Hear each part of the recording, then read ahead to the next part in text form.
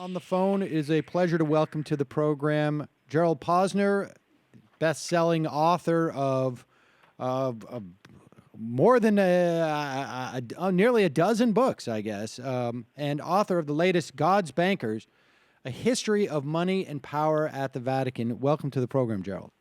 I'm great to be with you. So let's. The book is fascinating, and I don't know much about the Vatican, I have to say, and I feel like I know more, and it almost in some ways raises more questions for me, quite frankly. But leaving aside those larger questions, at least for the moment, anyways, give us a sense. Your book really focuses, and the birth of, I guess, the Vatican Bank takes place during World War II. But before we get to that, give us a sense of the role money plays with the Vatican, starting basically in the Middle Ages, and how money and the Vatican mixed. Okay, Sam, perfect. It's a great question. You know, a lot of people just want to focus just on modern Vatican, but if you miss what you just said, that Middle Age relationship with money, then it's hard to understand how they get so messed up later on. In the Middle Ages, it was easy for them relatively. They were Pope kings. So instead of just running the biggest religion on earth, which they did, and packaging as the one and only true faith, they were also their own empire. They had like 15,000 square miles of central Italy. They were kings, just the same royal power as the British kings, the French, the Spanish. They levied taxes, collected fees, all the things that monarchs did back then, and it fed the empire. And even then they had trouble staying afloat because they had such a large papal court. It rivaled that in Europe, 700 servants at its height. They were always running short of money. Twice they had to borrow money in the 1700s into the 1800s from the Rothschilds, which drove the old traditionalists, the real hardline Catholic cardinals, crazy that they were having to go to what they viewed as, the Jewish Christ killers, as they would call them, to borrow money. But that's where the Vatican had come. And then what turned out to be the game changer for them was 1870. They lost their empire. Italy became unified. The nationalists threw them out. And they were reduced to this little, postage stamp piece of property called Vatican City, and they were just now head of the church. That was it. No sovereign entity. They got the sovereignty back in 1929 from, of all people, Benito Mussolini, the fascist dictator of Italy, who hits a deal with them. The church acknowledges him as the rightful ruler of Italy, and he acknowledges them as the one and true church. It's a love made in central casting, and with that sovereignty, they go back to being a country again and a religion, and that's sort of the modern Vatican beginning. And we should say too that there's a certain amount of irony in the Vatican having to go to the Rothschilds for loans, because in some way it's Vatican edicts that grow the sort of Jewish mercantile, Jewish banking industry. Absolutely. As a matter of fact, it's so interesting because it's institutionalized anti-Semitism established by Catholicism across centuries in Europe.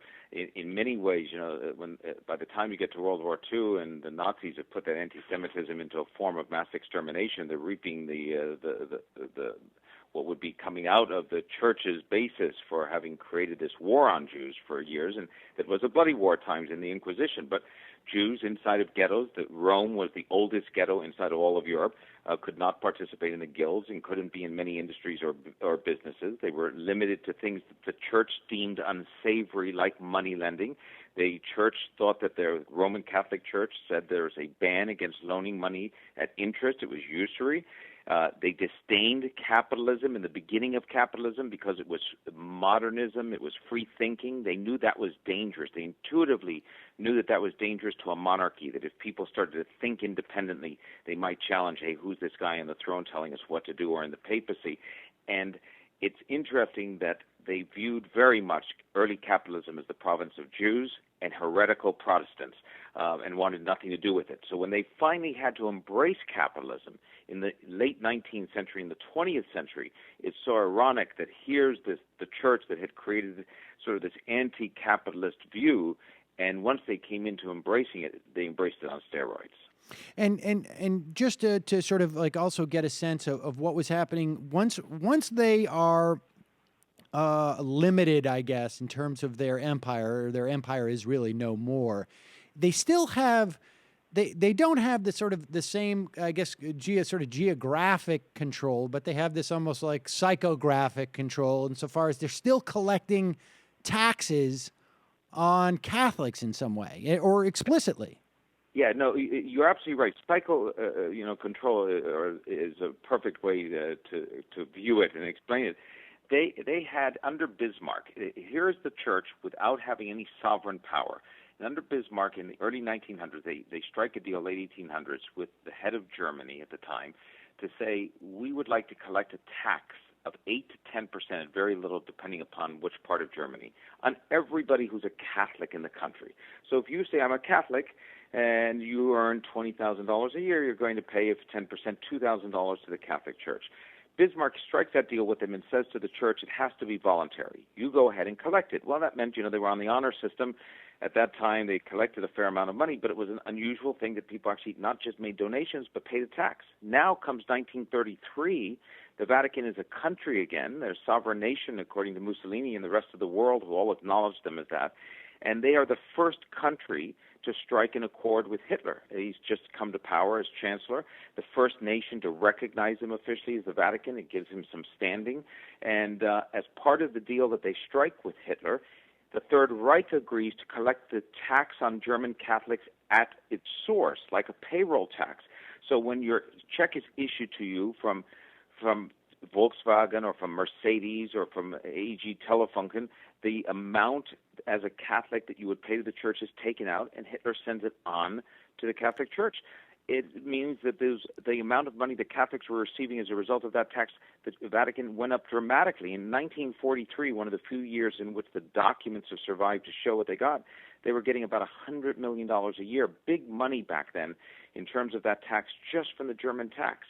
So it created a dependence and reliance on the Third Reich and on some of those countries in which the taxes were collected. Yeah, that element I find is just stunning. So you have I assume prior to that, right? It is priests. It's direct agents of the Vatican who are collecting this tax in the form of, I guess, tithing.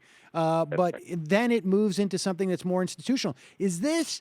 Are there other examples? I wonder, is this the only place where they had this arrangement where the government functions as their tax collector? A, and B, a subsidiary question: is there a kickback? The Germans did say yes. There is a kickback. It's fabulous. Of course, you know that no government will do anything just for free. So the Germans did, in fact, collect a commission based upon doing it that was running about 2% of what was being collected. So if $100 million was going in, they were pocketing $2 million just for sending it on.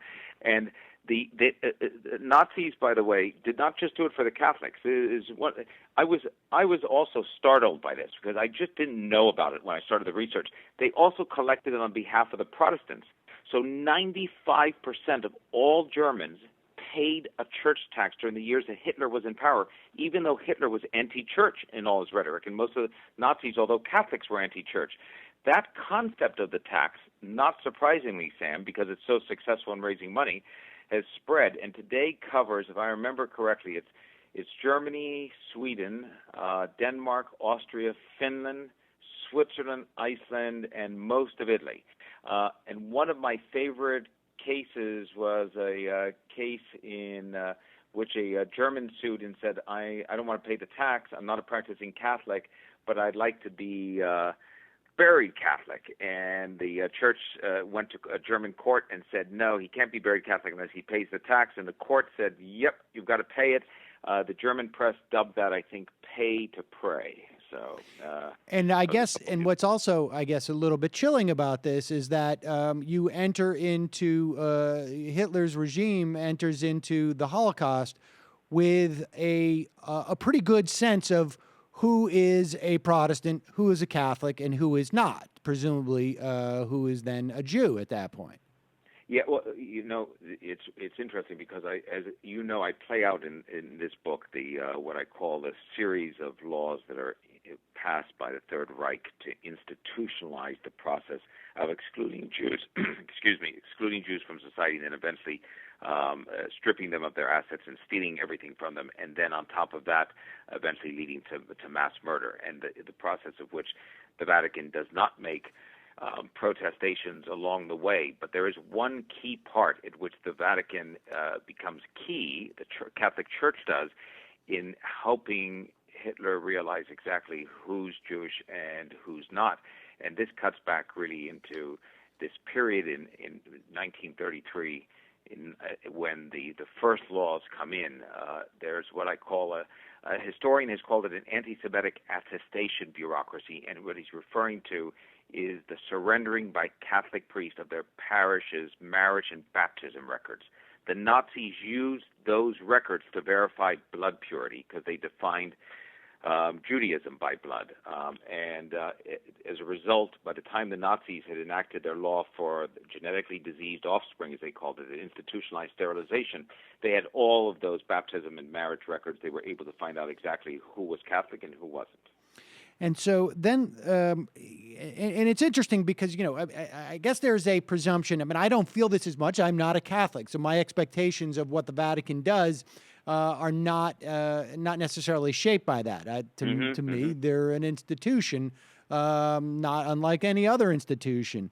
But there is a period where it appears, or there seems, I mean, and you talk about there was an opportunity which was lost with Pope Pius, I guess the 11th, if I'm not mistaken, who was to issue an encyclical.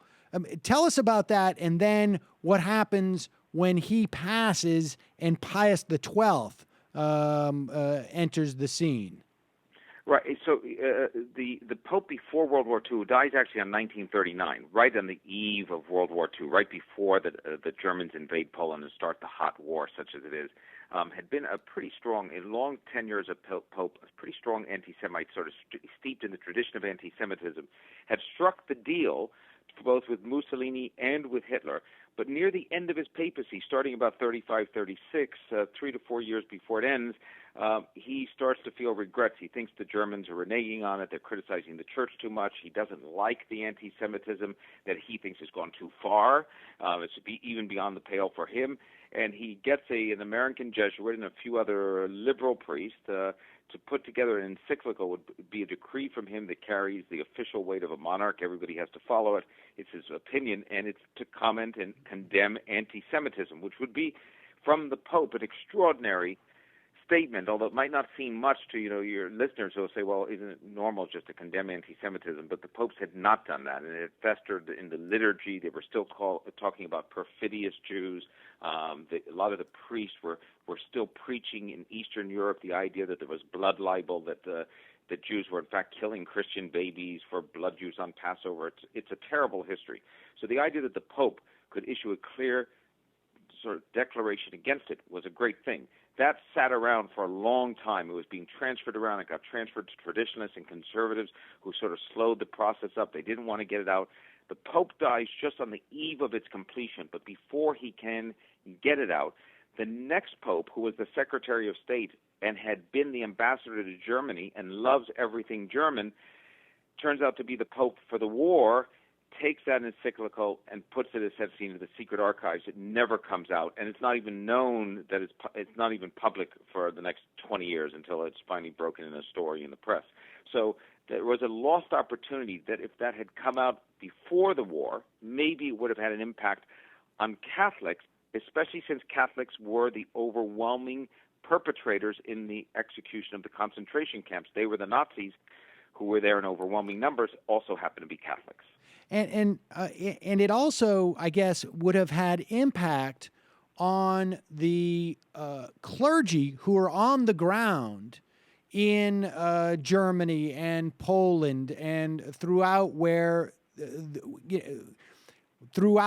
basically on the ground, beginning to see essentially the Holocaust happen in real time. I mean, this is what I also found fascinating. It had never occurred to me, but you make it clear that the Vatican knew what was going on, and we have reports, of course, of the Allies also knowing what was going on. But Right. in some ways, the Vatican had the greatest network of, yeah, I guess, intelligence network, because Yeah. and that would have theoretically impacted those clergy people if that encyclical had been issued. That's absolutely right. I think Sam, that's completely correct. As a matter of fact, the Vatican had unusual position here to have influenced what was going to happen, not knowing what was going to take place, but what did in fact happen. Not only because the Catholics were heavy on the ground in the administration, eventually what would be the concentration camps, but for instance, in Czechoslovakia, a priest had founded the principal political party. It was a strong anti-Semitic Slovak People's Party, but the prime minister and the president were both, in fact, Catholics. A Catholic priest was running Croatia. Catholic priests were all around there, and a daily communicant, daily mass worshiper in Croatia. So they did have the ability to have some effect. But more than that, what you said a moment ago, I think is critical.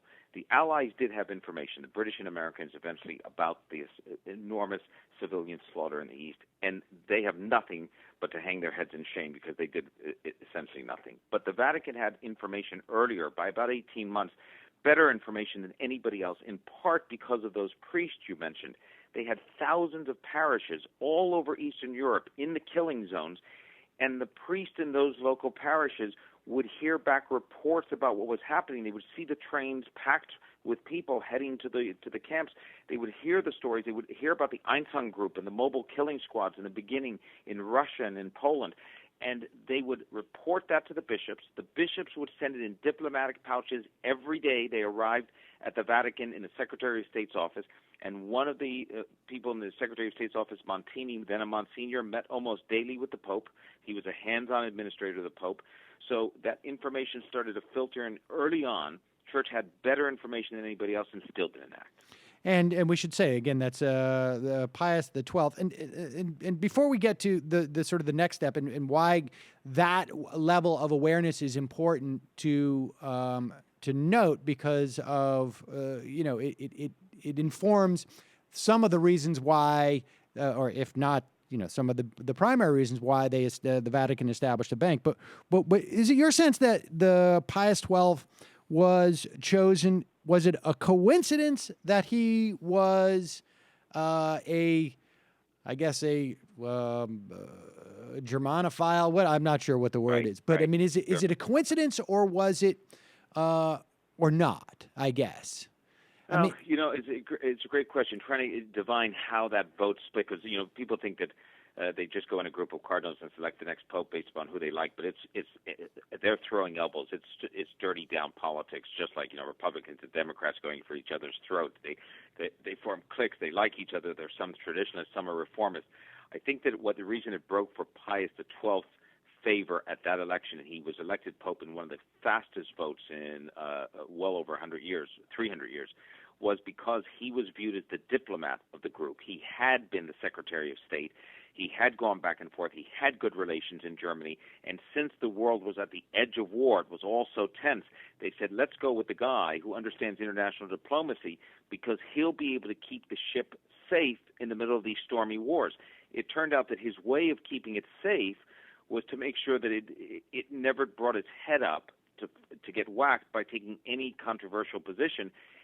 And not surprisingly, I understand that as the Pope, his position is to protect the Catholic Church, but he also does have, and you mentioned this before, you're not Catholic, so you look at it as an institution. So does it have an extra moral responsibility where everyone shares that moral responsibility to have acted against mass murder? But if you're also selling yourself as the one true church and saying that you as Pope have an infallible connection to God on issues of faith, which is one of the doctrines of the church, and you collect money and contributions based upon people who believe in the religion, sending it to you to support you, then I think maybe you do have some enhanced, to the extent it exists, moral responsibility to act, but he certainly was not going to risk any part of the church for taking on the responsibility of saving others. And so it is during that time that a bank is established. In part, you write, the motivation there is to basically ensure that they have control over the information of who they're getting money from and who they're loaning money to.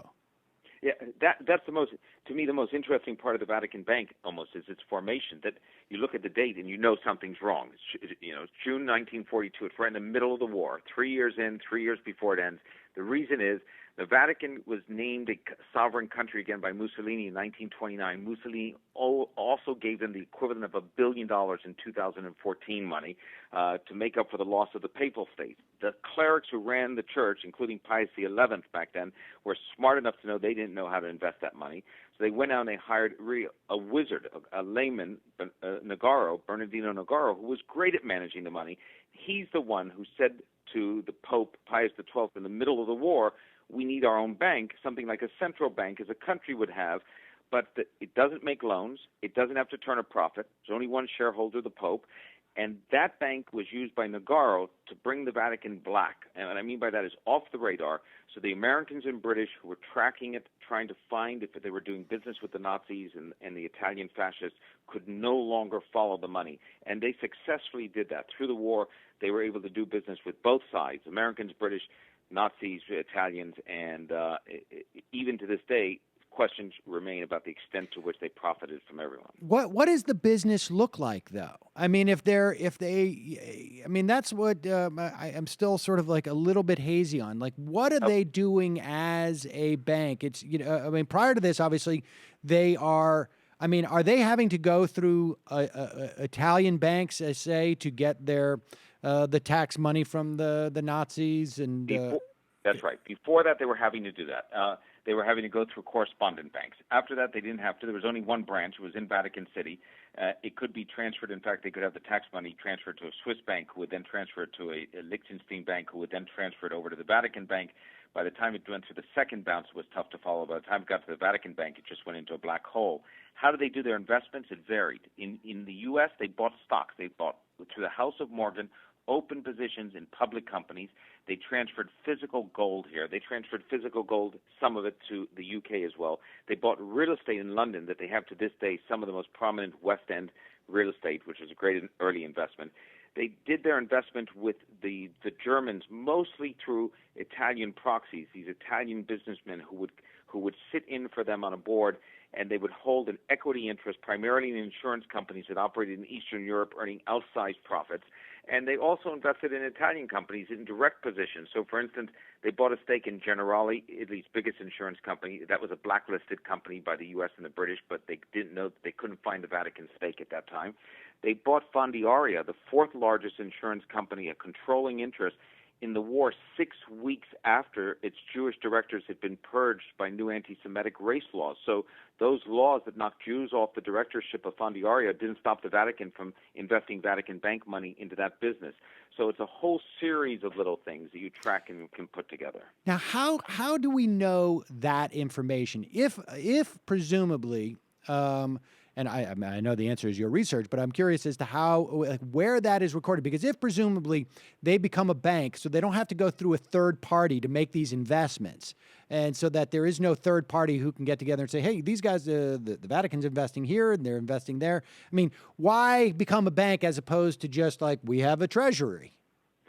Well, you're absolutely right, because I think that what Nogaro was smart enough is it's not just a central bank. It's a bit like a Wall Street investment bank. They used it for investments aggressively as well. And, I mean, the real reason, why does the Vatican say it formed the bank? The Vatican says it formed it because it was looking for the ability to have religious orders and charities and priests put money into the Vatican Bank as opposed to having to worry about the instability of a bank in a war-torn country.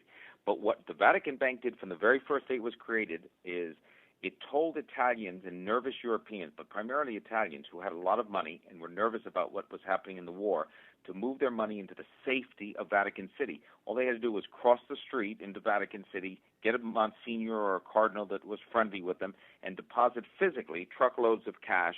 They felt it was safer there. So from the very beginning, it became sort of what I call a source of scared or nervous flight money.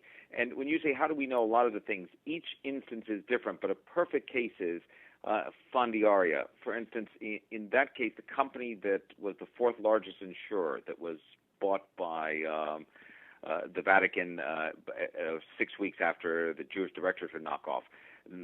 That was found in what's called a safe haven report compiled by American intelligence after World War II. It's in the National Archives. The Americans didn't even know that there was any link at all to Fondiaria until they arrested its president in the big sweep of Axis power collaborators after the war, and he told them the story. Then they were able to recreate it. That often happened. It's the third parties that released the information. So the information about the Vatican investments in Generali came mostly from Allianz, Generali's partner, to the extent the Allianz documents had survived. It's information about the gold movements came from material the Treasury Department was able to find after the war. So a lot of it was pieced together by post-war investigators from third parties or the recipients of the Vatican's profiteering. And so would they take this money? I'm an Italian businessman, and I develop a relationship with a member of the clergy in Vatican City, and under that person's name, I deposit X million dollars worth of, or $1 million, let's say. Does the Vatican then use that money in their investments? I mean, is that how they benefit from these deposits? No, that's interesting. They don't. So they never take that money and use it. They don't commingle it at all. And here's why they accept it. So then you think, well, why did you even take it? For a while, they were taking a commission that at one point had gone up. I think I have it marked as high as 8%. That's very high, but it was fees. Cheaper. That sounds familiar to me. Yeah, right. A little bit of a fee, but cheaper for an Italian who's looking at paying a 30% tax, let's say on capital gains or that, to avoid the tax, put it there and pay the Vatican that. In some cases, they were taking a much smaller percentage, 1 or 2%, for handling the money, for nothing more than depositing it. And in other instances, I believe, I can't prove this with absolute certainty unless I'm able to get into their files, which they've blocked me from, I think they took no fee, and those were instances in which the CIA passed money through after the war to be used for political purposes to defeat the communists in the first post-war election, in which Ronald Reagan's CIA then years later in the late 70s and early 80s, or in the early 80s, passed money through for the Polish Pope to fight the communism in the Iron Curtain. And also, I think they took no fee when they took these slush funds for Italian politicians. So there's one case in which, sort of the best case, or the worst case, if you want to say, Giulio Andreotti, who is, I guess, Italy's most powerful post-war politician. He's 7 times prime minister. He died a year ago. It turns out he had a fund inside the Vatican Bank called the Cardinal Spellman Foundation. It existed, Sam, nowhere else in the world. There was no such thing. It only existed in the Vatican Bank. He used it over the years with the help of a Monsignor, who was his sort of front guy, to pass $60 million through, and some of it used to pay his wife's jeweler, some used out to dole political favors, some used as what appear to be bribes but have never been proven as bribes.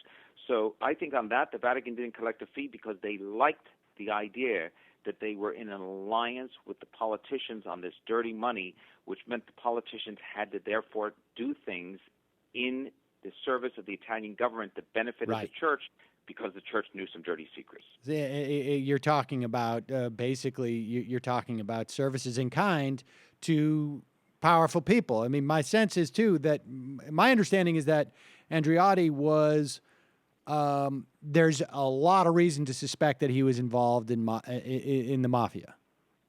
Right, and this those rumors, and I don't know them, have always been around about Andreotti, but they're also around. And I talk about this about in the Vatican Bank, the person who was the biggest business partner in the 70s, and that with the Vatican Bank was an Italian businessman, Nicola Sindona, who ended up dead from cyanide poisoning in a jail cell in the Italian. Tell that story, because that's amazing. How when you see any of these movies about the mafia, and you see the fear involved with people who are going to turn evidence against the mafia, and they insist they'll always get to me.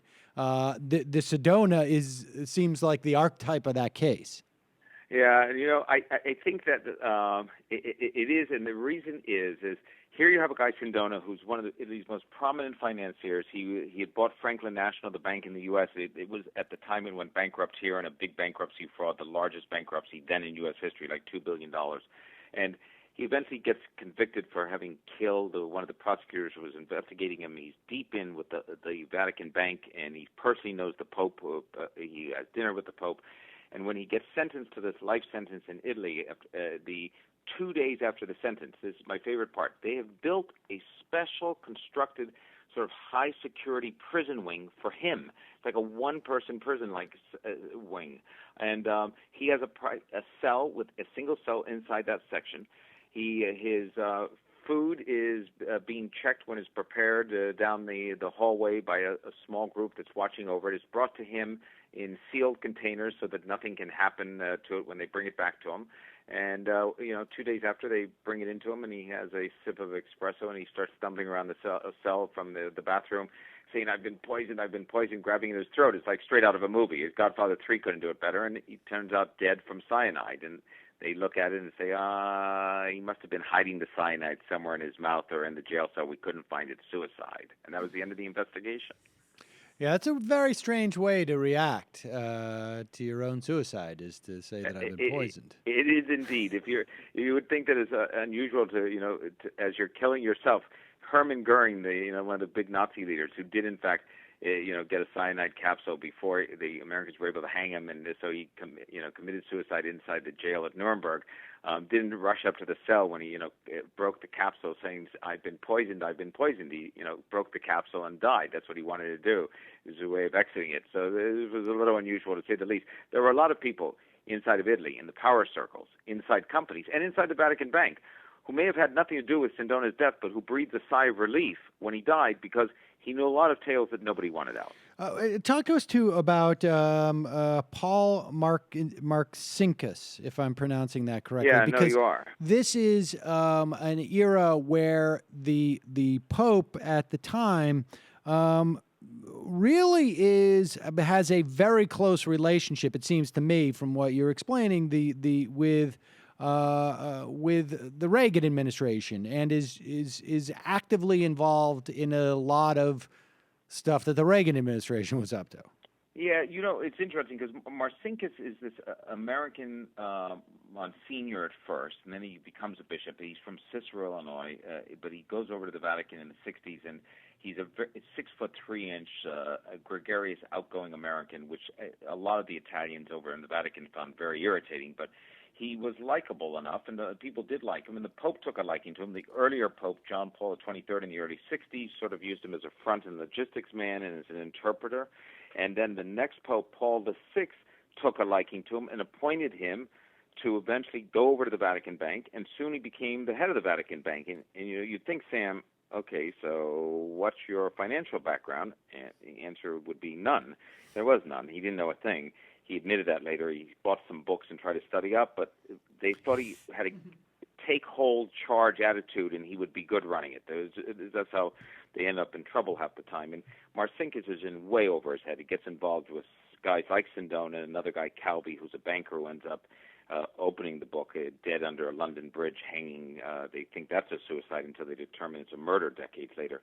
And Marcinkus gets involved in some of these early scandals. It looks like his time is running out. The Pope's going to kick him out. But his life and career is saved by the Polish Pope, who becomes Pope in 78, and that's because of what you said. They have a camaraderie together. The Polish Pope takes to the Lithuanian background of Marcinkus. They both feel like outsiders in an otherwise Italian institution. And when John Paul II decides he wants to be a cold warrior against communism, Marcinkus is there with him.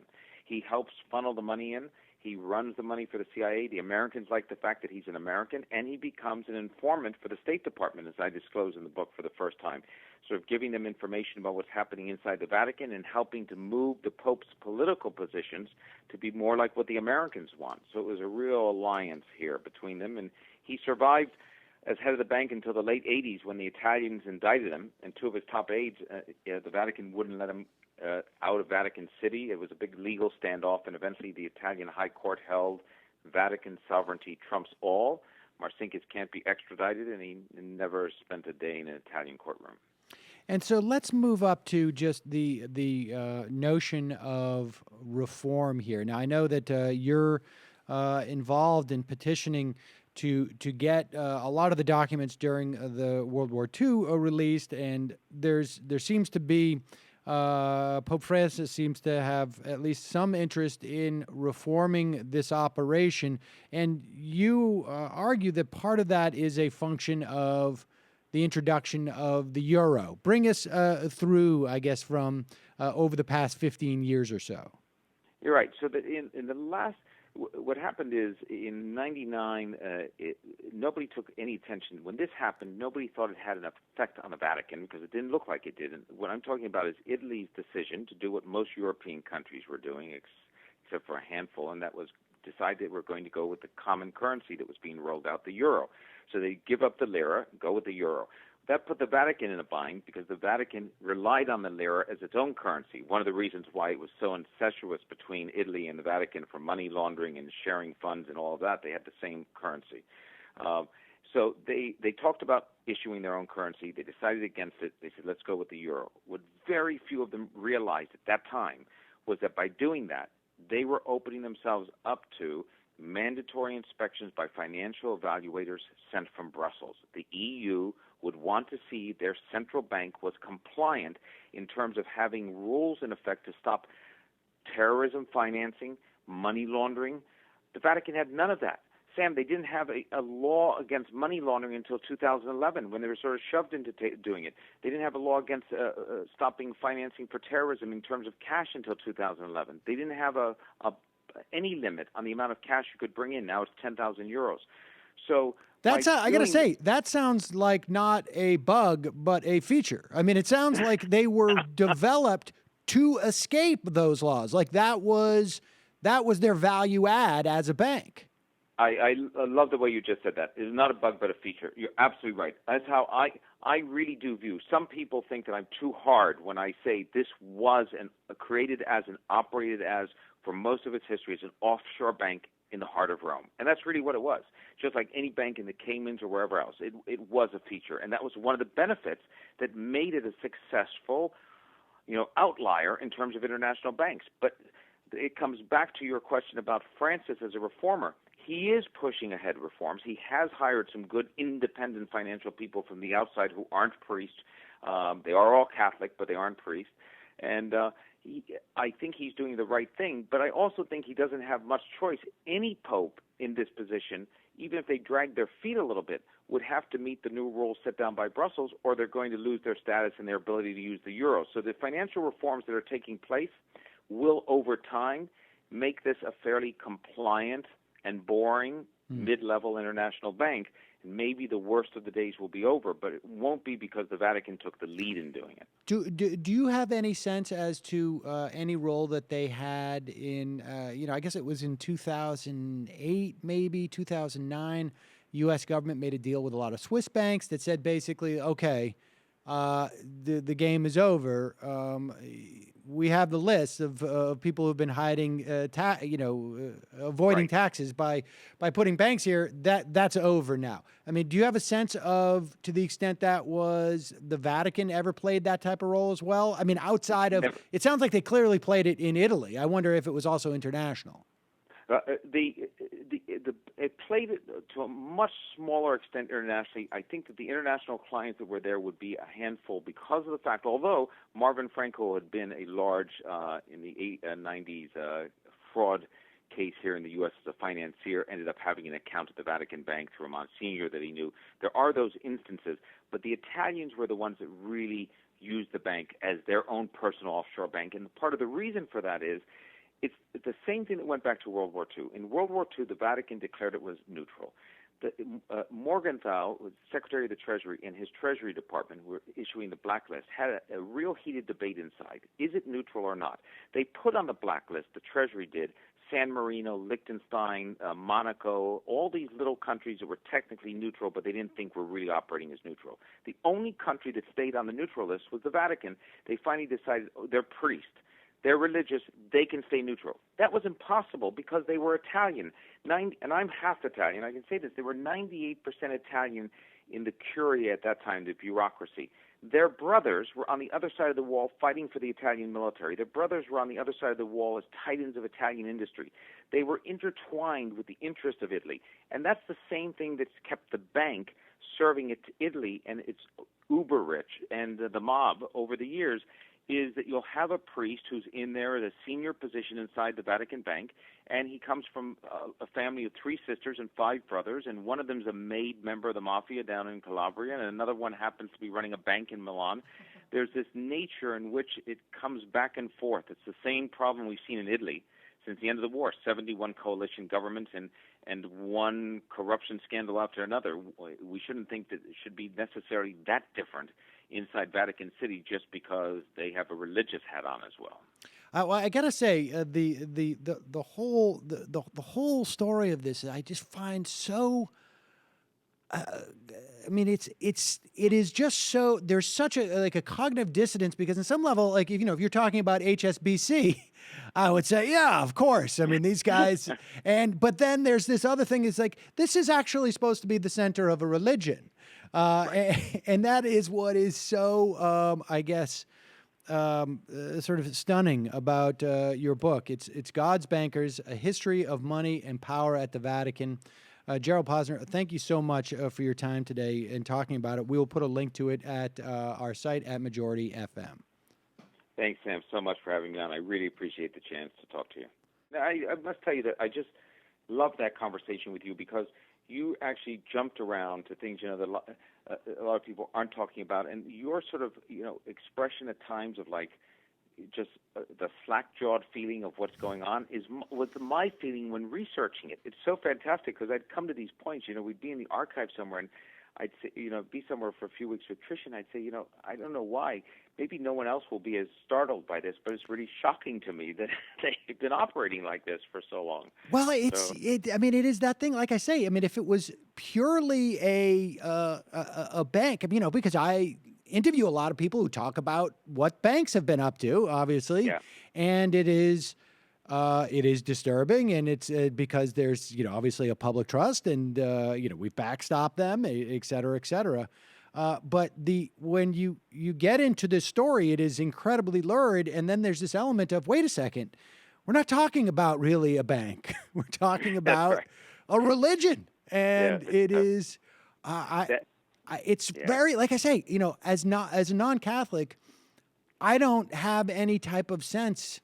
When I hear the words the Vatican or the Pope, it doesn't really have any visceral I have no visceral connection to it, but I mean, it does to I hear millions. you. And I'll leave you with this. I mean, so I grew up Catholic. I'm non-practicing, but I grew up Catholic. And for me, whenever I hear the Pope or Vatican or these, Sisters of Charity and Grammar School, that to me it represented the religion. That's what I thought of it as. I never thought of it as a sovereign country. And that's the nature of the beast here, is that it wants it both ways. It wants to operate as a country and operate as a religion. It's so that it's the best and worst, and in most cases the worst of both worlds as a combination. And that sovereignty gives them an extra power that most religions just don't have.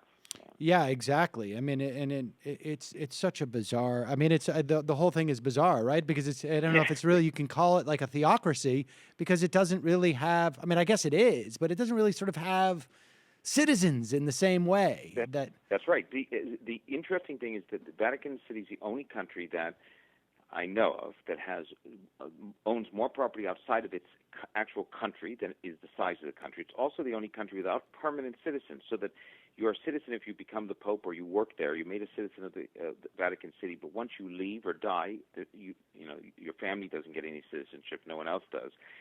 And the odd part of that as well to me is to think that, in addition to all of this, I mean, it's not really a theocracy. I mean, my wife called it, and I think she's right, sort of a non-hereditary absolute monarchy.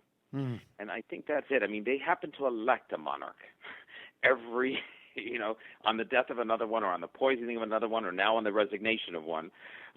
But that person who takes over, there's no judicial system, there's no courts, there's nothing else to check them. It's one person's ruling, and they may grumble about it, and some Catholics don't follow it and all of that, but it's an amazing system. It's really sort of like, absolute monarchy, but not hereditary. What is also amazing, I guess, and maybe and perhaps to its credit, is that there has, at least to our knowledge, right, never been a violent coup.